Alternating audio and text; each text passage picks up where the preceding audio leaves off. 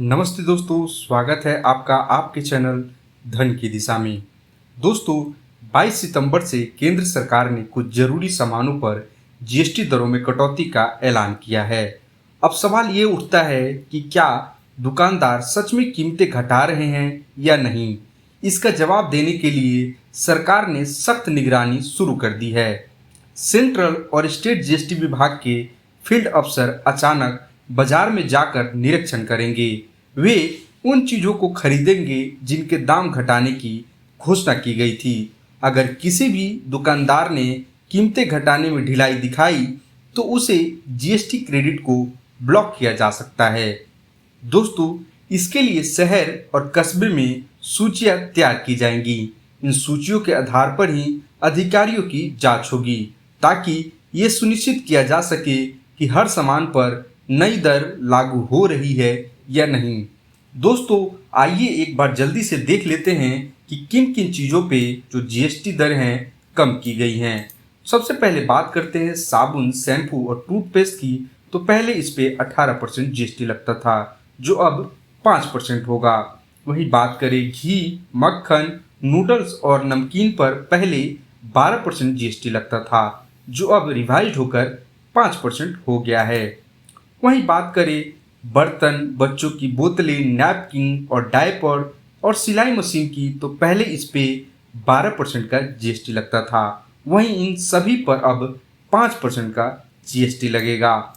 बात करें ट्रैक्टर के टायर, इस पे पहले 18% का जीएसटी लगता था, अब 5% का जीएसटी लगेगा। साथ में ट्रैक्टर, सिंचाई की मशीन और कृषि मशीनरी पर पहले 18% का जीएसटी लगता था, जो अब 5% का जीएसटी लगेगा।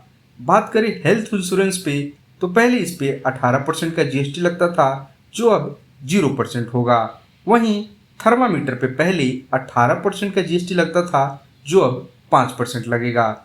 उसके अलावा ऑक्सीजन और डायोग्नोस्टिक किट पर पहले 12% का जीएसटी लगता था, अब 5% का लगेगा। वहीं बात करें मैप, चार्ट, ग्लोब, पेंसिल और क्रेयन पर पहले 12% का जीएसटी लगता था, अब इस पे दोस्तों कुछ भी जीएसटी यानी 0 जीएसटी लगेगा। वहीं बात करें एक्सरसाइज बुक पे पहले 5% का जीएसटी लगता था, अब दोस्तों इस पर भी जीएसटी नहीं लगेगा। तो अब दोस्तों मान लीजिए कि कोई दुकानदार आपको रिवाइज जीएसटी दर पर सामान नहीं दे रहा है, तो आप क्या करें? चिंता मत कीजिए, इसके लिए 2 तरीके हैं।